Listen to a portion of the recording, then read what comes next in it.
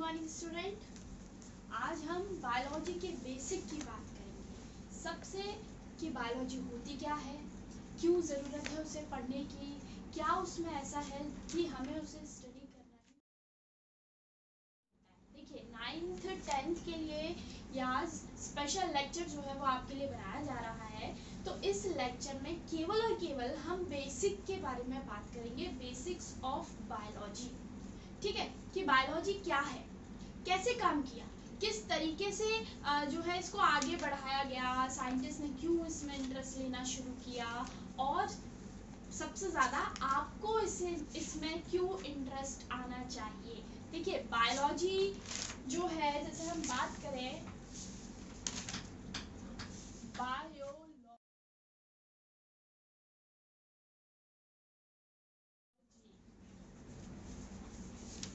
ठीक है, बायोलॉजी अगर हम इसे ध्यान से इस वर्ड को देखते हैं तो ये वर्ड जो है वो दो अलग अलग वर्ड से मिलकर बना हुआ है। ठीक है, बायोलॉजी को अगर हम तोड़ें तो हम यहाँ से इसे ब्रेक कर सकते हैं, जिसमें से पहला वर्ड जो होता है वो होता है बायोस। ठीक है, पहला वर्ड क्या है, बायोस, और इस बायोस का मीनिंग होता है लिविंग। ठीक है, लाइफ। तो इस बायो का मतलब क्या हो गया, लाइफ। और ये जो लॉजी वर्ड है ये बना हुआ है लोगोस वर्ड से, और इस लोगोस का मतलब होता है टू स्टडी।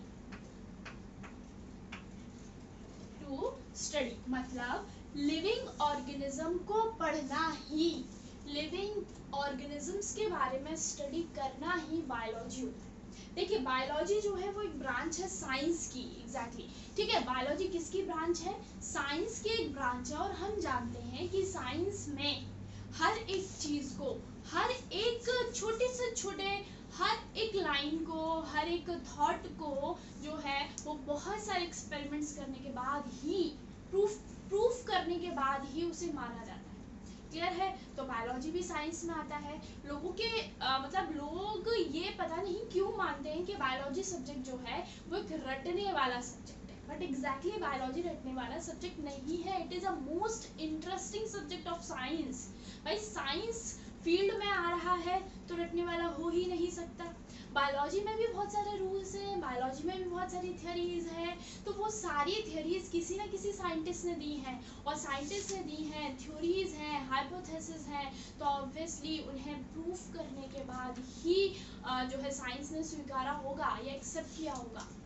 एग्जैक्टली तो biology is a branch of science in which we study only the life processes, how can life grow, how can life work, how life किन किन चीज़ों से मिलकर बनी है, लाइफ कैसे काम करती है। अच्छा हम छोटा सा एग्जांपल ह्यूमन का लेते हैं, तो ह्यूमन की बॉडी के बारे में अगर हम स्टडी करना चाहें तो हम खुद क्यूरियस होते हैं कि हमारी आंखें कैसे देख पाती हैं, हम बोलने में कैसे कैपेबल हैं, हमारा यहाँ से आवाज़ निकलती कैसे है, लंग्स कैसे काम करते हैं, स्टमक कैसे वर्किंग करता है। ठीक है, जो इंटेस्टाइन्स हैं, नाम हमने सुने हुए हैं, इंटेस्टाइन कैसे काम करता है, कैसे खाना हमने ऊपर से खाया वो डाइजेस्ट होता है, एनर्जी हमें देने का काम करता है, ब्लड का सर्कुलेशन बॉडी में कैसे होता है, ब्लड लाल ही क्यों होता है, हरा नीला पीला क्यों नहीं निकला कभी। क्लियर है, तो ऐसे बहुत सारे थॉट्स हैं जो बच्चों के दिमाग में चलते रहते हैं, सभी के दिमाग में आते हैं कि ऐसा क्यों होता है एग्जैक्टली, क्योंकि साइंस ही है, साइंस का मतलब ही है टू नो, साइंस का मतलब ये टू नो, जानो, ज़्यादा से ज़्यादा नॉलेज को गेन करो। तो बायोलॉजी साइंस का ही एक सब्जेक्ट है, साइंस का ही एक पार्ट है, तो उसमें भी हमें टू नो वाली थ्योरी पर ही चलना होगा कि हमें जानना है व्हाट इज बायोलॉजी, क्या हो रहा है लिविंग ऑर्गेनिजम्स की बॉडी के अंदर। क्लियर है, मतलब बायोलॉजी एक ऐसी ब्रांच है जिसमें हम स्टडी करते हैं लाइफ को। और आप हमेशा याद रखिए, आपको कोई भी वर्ड, कैसा भी वर्ड जिसके आगे बायो जुड़ा हुआ है, ठीक है, जैसे बायोफ्यूल्स, बायो फर्टिलाइजर्स, क्लियर है, बायो पेस्टिसाइड्स, तो इसका आप सीधा सच्चा मतलब निकालिए कि इसमें कहीं ना कहीं किसी भी तरीके से लिविंग ऑर्गेनिजम्स का इन्वॉल्वमेंट ज़रूर है, क्योंकि बायो वर्ड का मतलब ही क्या है, लाइफ। ठीक है, तो जितने भी आपको ऐसे वर्ड्स दिखाई दे जहां पर बायो वर्ड का इस्तेमाल किया गया है या बायो से स्टार्टिंग है, आप खुद ब खुद समझ जाइए कि क्या है वो, उसमें लिविंग ऑर्गेनिजम्स या लाइफ का इस्तेमाल किया गया है। ठीक है, तो बायोलॉजी का मतलब हमें समझ में आया। तो बायोलॉजी भाई इंटरेस्टिंग सब्जेक्ट है, नो डाउट, बहुत ज़्यादा इंटरेस्ट आने वाला है हमें। हम दोनों, हम आप और मैं दोनों मिलकर ऐसा पूरी कोशिश करेंगे हम इस बायोलॉजी को समझने की। बायोलॉजी की ABCD से हम इसे शुरू करेंगे और XYZ तक लेकर जाएंगे। डेफिनेटली आपको इस पूरे ट्रैवल में बहुत ही इंटरेस्ट आने वाला है। हाँ भाई, बायोलॉजी की स्टडी करने के बाद अब हम बात करते हैं, बायोलॉजी क्या हो गया, लिविंग ऑर्गेनिजम्स, लाइफ। ठीक है, तो अब हमें नेक्स्ट बात करनी है कि ये जो लाइफ है, ये जो लिविंग ऑर्गेनिज्म है, वो बने किससे है, कॉन्स्टिट्यूशन ऑफ लाइफ। लाइफ कैसे बनी, कहाँ से आई, क्या हुआ, ये सारी चीज़ें जो है वो हम बायोलॉजी में स्टडी करते हैं। एग्जैक्टली हमें बायोलॉजी बताती है कि यूनिवर्स कैसे बना, बायोलॉजी हमें बताती है अर्थ का फॉर्मेशन कैसे हुआ, बायोलॉजी में ही हम स्टडी करते हैं कि किस तरीके से लाइफ जो है वो अर्थ पर फॉर्म होना शुरू हुई। बायोलॉजी ही हमें बताती है कि सबसे पहले प्लांट्स आए थे या एनिमल आए थे। बायोलॉजी ही हमें बताती है, बड़ा मोस्ट कॉमन क्वेश्चन, पहले मुर्गी आई या फिर अंडा, है ना। बड़े बचपन में ये बहुत ज़्यादा पूछा जाता है, नॉर्मली बच्चे इस चीज़ को खेलते भी है बचपन में कि पहले मुर्गी आई या फिर अंडा, जिसका आंसर हमें नहीं पता, लेकिन बायोलॉजी इसे क्लियर कर चुकी है कि ना तो पहले मुर्गी आई थी और ना ही पहले अंडा आया था। ठीक है, तो लिविंग बायोलॉजी केवल और केवल, देखिए आप लोगों ने साइंस में और भी बहुत सारे सब्जेक्ट के बारे में बात की होगी, है ना, उसके बहुत सारे और भी स्ट्रीम्स पढ़े होंगे, जैसे फिजिक्स के बारे में पढ़ा होगा आपने, केमिस्ट्री के बारे में पढ़ा होगा।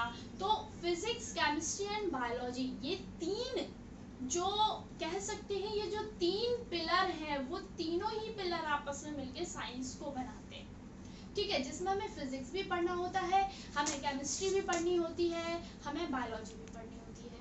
और ये तीनों ही जो ब्रांचेस हैं, तीनों ही ब्रांचेस अलग अलग हैं, लेकिन कहीं ना कहीं जाकर ये तीनों एक दूसरे से जुड़ जाती हैं। कैसे जुड़ जाती है कि भाई लाइफ की जो प्रोसेसिंग है, लाइफ किससे बनी है। हम जानते हैं हमारी बॉडी के अंदर है C6, H12, O6, जिसे ग्लूकोज कहा जाता है। ठीक है, हमारी बॉडी के अंदर क्या है, ग्लूकोज है, हमारी बॉडी के अंदर प्रोटीन है, हमारी बॉडी के अंदर बहुत सारे अमीनो एसिड्स हैं। आपको बहुत सारी चीज़ें पता हैं, पढ़ चुके हैं आप इन चीज़ों को कि हमारी बॉडी में कार्बोहाइड्रेट होता है, हमारी बॉडी में प्रोटीन होता है, हमारी बॉडी में बहुत सारे वाइटामिन्स होते हैं, है ना, कितनी सारी चीज़ों को हम स्टडी कर चुके हैं। लेकिन जब हम इनके बेसिक चीज़ों पर पहुंचते हैं, जब हम इनके कॉन्स्टिट्यूशन के बारे में हमने बात की कि ग्लूकोज का एक मॉलिक्यूल किन चीज़ों से मिलकर बना है, हमें पता चला उसमें कार्बन भी है, हाइड्रोजन भी और ऑक्सीजन भी है। हो गया ना ये हमारा केमिस्ट्री भाई, C कार्बन, हाइड्रोजन और ऑक्सीजन, जिसमें हम इन कार्बन की, हाइड्रोजन की, ऑक्सीजन की, ऑर्गेनिक कंपाउंड्स, इनऑर्गेनिक कंपाउंड जिसकी स्टडी करते हैं वो हमारी केमिस्ट्री है, सिंपल सी बात। लेकिन इसे हम अपनी किस में पढ़ते हैं, इसे हम बायोलॉजी में भी पढ़ते हैं। ठीक है, कई सारी ऐसी थ्योरीज है जिसमें फिजिक्स के लॉज का इस्तेमाल किया जाता है ना, फिजिकल लॉज का यूज किया गया है। तो ओवरऑल हम कहें तो तीनों जो स्ट्रीम्स होती हैं वो अलग अलग होते हुए भी तीनों आपस में जुड़ी हुई हैं। हम कई जगह बायोलॉजी में, अगर जब हम फर्दर आगे क्लासेस में पहुंचेंगे, आप 12th में पहुंचेंगे, 11th में पहुंचेंगे, तब आपको फोटोसिंथेसिस, रेस्पिरेशन, ये सारी चीज़ें बहुत ज़्यादा डिटेल में पढ़नी होगी। और जब हम इन्हें डिटेल में पढ़ेंगे तो हम केमिकल रिएक्शंस के फॉर्म में इन्हें डिटेल में पढ़ते हैं। तो जो हम केमिस्ट्री में केमिकल रिएक्शंस पढ़ रहे थे, उन्हें हम अपनी बायोलॉजी में ट्रांसफर कर लेते हैं। ठीक है, बायोलॉजी में भी न्यूमेरिकल्स होते हैं बच्चों, याद रखिए, बायोलॉजी में भी हमें जोड़ घटाना ये सारी चीज़ें करनी होती हैं। लेकिन तो हम ये नहीं कह सकते कि बायोलॉजी रटने वाला सब्जेक्ट है। ठीक है, तो अब हम शुरू करते हैं अपने अगले टॉपिक से। वो टॉपिक है हमारा कॉन्स्टिट्यूशन ऑफ लाइफ, की लाइफ किन चीज़ों से मिलकर बनी है। लाइफ किन चीज़ों से मिलकर बनी है भाई, सिंपल सी बात, किससे मिलकर बनी है लाइफ। अच्छा, बहुत अच्छी सी स्टोरी, एक बहुत सिंपल सा आपको एग्जाम्पल दिया जाता है। आप अपने फ्रेंड के साथ, ठीक है, आप अपने फ्रेंड के साथ गए हैं, अच्छे से घूमने गए हैं, एक कॉलोनी में पहुंचते हैं, या फिर ऐसे कहते हैं आप अपने फ्रेंड के घर गए हैं और उस फ्रेंड ने अपनी कॉलोनी को आपको विजिट करवाया। ठीक है, चलिए भाई, तो वो फ्रेंड आपको लेकर जाता है, उसने एक सबसे बड़ा घर, कॉलोनी का सबसे बड़ा, सबसे आलीशान, एकदम बहुत बड़ा सा बंगलो जो है वो आपको दिखाया।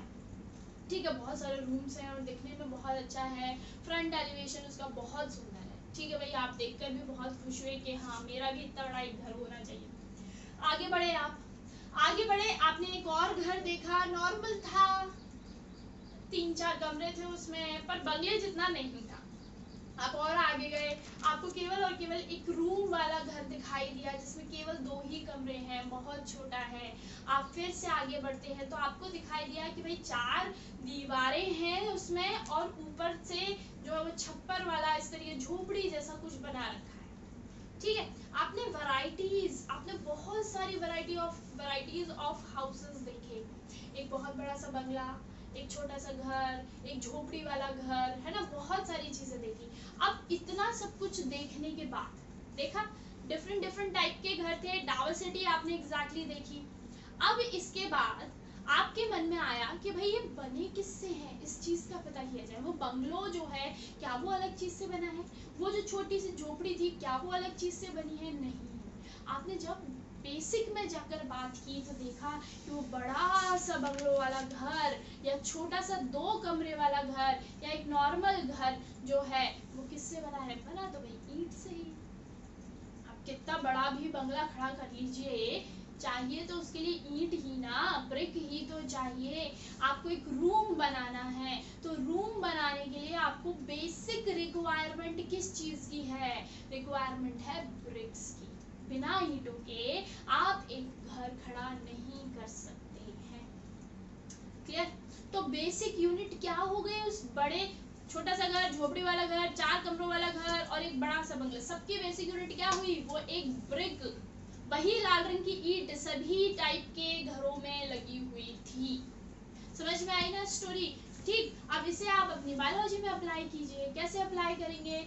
हमने क्या देखा, हमने भी अपने इन्वायरमेंट में एक बड़ा सा जानवर देखा, एलिफेंट को देखा, एक छोटे से माइक्रो ऑर्गेनिज्म बैक्टीरिया को देखा, है ना। अब दोनों में कंपेयर किया, एक बहुत बड़ा है, एक बहुत तेज दौड़ता है, ठीक है, एक बहुत तेज स्विम करता है, एक ऐसा है जिसके पास इंटेलेक्चुअल पावर है। Humans are also are belonging in animal group, human भी एनिमल ग्रुप को बिलोंग करता है। ठीक है, तो अब सबको हमने कंपेयर किया, डिफरेंट डिफरेंट इसमें आपको डाइवर्सिटी नजर आई, कोई बहुत छोटा, कोई बड़ा, किसी की आदत कैसी है, किसी की स्किन पर जो है वो हार्ड कवरिंग दिखाई दे रही है, किसी का हमें स्पाइक्स नजर आ रहे हैं, बहुत सारी डिफरेंट डिफरेंट चीजों को आपने देखा। लेकिन जब साइंटिस्ट उसकी बेसिक में जाकर देखा कि ये इनका कॉन्स्टिट्यूशन किससे है, ये बने किससे हैं, तब साइंटिस्ट को मिला सबका बेसिक एक जैसा। जैसे एक बड़ा अच्छा सा लाइन है ना, सबका मालिक एक, तो हमें भी यही मिला कि जितनी भी डाइवर्सिटी हमने देखी लिविंग ऑर्गेनिज्म में, इसे हम बायोडाइवर्सिटी कहेंगे, लिविंग ऑर्गेनिज्म में जितनी भी विविधताएं हमें देखने को मिली, वो विविधताएं जब हम उनके बेसिक पर पहुंचे तो सब सिमिलर थे। सब कैसे थे? सिमिलर, क्योंकि वो बने किससे थे, वो बने थे सेल से।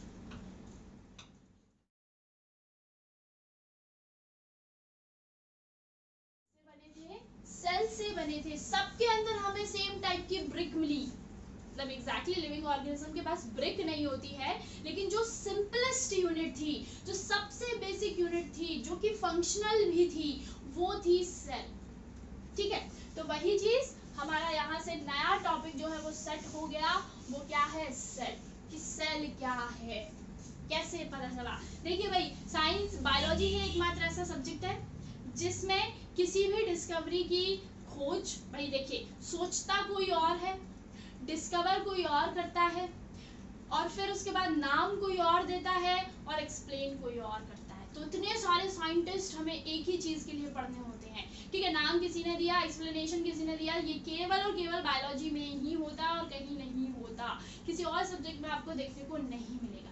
ठीक है, चलिए आगे बढ़ते हैं। क्या देखा कि सबका बेस तो सेम है, एक बड़ा सा जानवर जो बहुत जल्दी स्विम कर रहा था, वेल मछली जिसे वेल फिश जिसे कहते हैं, उसके पास भी वही छोटी सी बेसिक यूनिट है। ह्यूमन को देखा, उसकी भी वही बेसिक यूनिट है, ठीक है। एलिफेंट को देखा, उसकी भी वही बेसिक, मंकी को देखा, रैट को देखा, माइक्रो ऑर्गेनिज्म को देखा, सबके अंदर हमें वही सेम एक जैसी बेसिक यूनिट नजर आई, कोई ना सिमिलैरिटी, ठीक। तो सब एक जैसी ही सेल से मिलकर बने हैं, तो इनमें आदतें अलग अलग क्यों हैं? उसके पीछे रीजन है उनका एनवायरनमेंट, उनकी रिक्वायरमेंट, उनकी आदतें, उन्हें क्या चीज रिक्वायर्ड है, वो कैसे सरवाइव कर सकते हैं एनवायरनमेंट में, तो जिसके कारण उन्होंने अपनी हैबिटेट्स को और हैबिट्स को चेंज किया। क्लियर है? चलिए, तो सेल के बारे में थोड़ी सी हिस्ट्री हम जरा जानते हैं कि सेल जो है वो कहाँ से आया। ठीक है, सेल जो है एक लैटिन लैंग्वेज का वर्ड है जिसका नाम होता है जो है सेलुला। ठीक है, सेलुला वर्ड से सेल को लिया गया, जिसका मीनिंग होता है, जिसका सिंपल सा मीनिंग है अ स्मॉल चैम्बर। ठीक, चलिए, सेल जो है वो एक लैटिन लैंग्वेज से आया हुआ एक वर्ड है। ठीक, और जैसा कि मैंने अभी आपको बताया वो वर्ड है सेलुला। अब ये सेलुला वर्ड का मीनिंग क्या है? उसका मीनिंग होता है अ स्मॉल रूम। ठीक है, अब इसका मीनिंग स्मॉल रूम क्यों है, इसको हमने सेल क्यों कहा, उसके पीछे रीजन क्या था? देखिए, साइंटिस्ट थे एक रॉबर्ट हुक नाम के साइंटिस्ट। ठीक है, इन्होंने 1665 में, ठीक है, 1665 में सबसे पहले सेल को डिस्कवर किया, बताया कि सेल क्या है। ठीक, अब ये जो रॉबर्ट हुक थे, इन्होंने डेड सेल की डिस्कवरी की थी। किसकी डिस्कवरी की थी? Dead cell. इन्हें लिविंग सेल नहीं मिली थी, इन्हें डेड सेल मिली थी। ठीक है, और इन्होंने सेल की डिस्कवरी जो की थी अपने ही खुद के थ्रू बनाए गए माइक्रोस्कोप से की थी। देखिए, उस 16th सेंचुरी के समय में केवल 2 ही साइंटिस्ट थे जिनके पास माइक्रोस्कोपिक स्टडी करने की पावर थी, जिनमें से एक रॉबर्ट हुक नाम के साइंटिस्ट थे, दूसरे साइंटिस्ट थे जिनका नाम था लीवेनहॉक। ठीक है, तो सबसे बेस्ट क्वालिटी का माइक्रोस्कोप जो था वो लीवेनहॉक नाम के साइंटिस्ट के पास था, और इससे थोड़ी सी क्वालिटी को अगर इंफीरियर कर दिया जाए तो वो रॉबर्ट हुक नाम के साइंटिस्ट के पास हुआ करता था। और दोनों ही साइंटिस्ट ने खुद से ही उन माइक्रोस्कोप्स को बनाया था। ठीक है, खुद से ही उन्होंने डेवलप किया था। तो उसी के थ्रू उन्होंने क्या देखा भाई माइक्रोस्कोप में, कि उन्हें इस तरीके के बहुत सारे मतलब नेट जैसा जो है वो नजर आया। एक जाल कह सकते हैं हम इसे, नेट कह सकते हैं, इस तरीके का जो है वो नेट नजर आया, और सबके बीच में उन्हें एक इस तरीके का डॉट भी दिखाई दिया। अब देखिए ध्यान से, लग रहा है ना ये आपको छोटे छोटे से रूम्स, ये एक रूम हो गया, यहाँ से ये एक रूम हो गया, ये एक रूम हो गया। ठीक है, तो इसीलिए उन्होंने इस सेलुला वर्ड का इस्तेमाल किया और उसे नाम दे दिया सेल, जिसका मतलब क्या हो गया? A small room, a small chamber. हम किसी भी वर्ड का इस्तेमाल कर सकते हैं। डिस्कवरी कब हुई? 1665 में। साइंटिस्ट का नाम हो गया रॉबर्ट हुक। ठीक है भाई, रॉबर्ट हुक नाम के साइंटिस्ट ने सबसे पहले क्या दे दिया? सेल को बता दिया। देखिए भाई, एक डिस्कवरी हो गई सेल, वो भी डेड। अब सारे साइंटिस्ट के लिए दरवाजे खुल गए कि सेल मिल चुकी है, कि हाँ लिविंग ऑर्गेनिज्म की बेसिक यूनिट जो है वो सेल है। अब सबके लिए सेल के अंदर क्या है क्लियर है, सेल कैसे काम करती है, किस थ्योरी पर बेस्ड है, किस तरीके से एनर्जी लेती है। तो सारे साइंटिस्ट के लिए बहुत सारे गेट जो है वो खुल गए और सभी ने सेल के ऊपर डिस्कवरी करना शुरू किया, जिसमें से जो लीवेनहॉक नाम के साइंटिस्ट जिसके बारे में अभी मैंने आपको बताया, तो उन लीवेनहॉक ने सबसे पहले ढूंढ दी लिविंग सेल। ठीक है, लीवेनहॉक जो साइंटिस्ट थे उन्होंने क्या कौन सी सेल ढूंढी? लिविंग सेल, एक जिंदा सेल को उन्होंने डिस्कवर कर लिया। और ये जो लिविंग सेल थी वो एग्जैक्टली एक बैक्टीरिया था। ठीक है, वो क्या था? बैक्टीरियाज थे। ये उन्होंने बताया ठीक, तो सब लिविनहॉक के जो लिविनहॉक साइंटिस्ट थे उनके लिए कौन कौन सी डिस्कवरी चली गई? उनके लिए एक तो लिविंग सेल की डिस्कवरी चली गई, दूसरा क्या चली गई? बैक्टीरिया को भी सबसे पहले देखने वाले कौन थे? लिविनहॉक ही थे, क्योंकि उनका माइक्रोस्कोप की क्वालिटी बेस्टेस्ट क्वालिटी थी उस समय की, अभी नहीं है। अब तो उनसे बहुत बेस्टेस्ट जो है माइक्रोस्कोप डेवलप हो चुके हैं, इलेक्ट्रॉन माइक्रोस्कोप, कंपाउंड माइक्रोस्कोप, लेकिन पहले ये सब नहीं था, अब अवेलेबल है।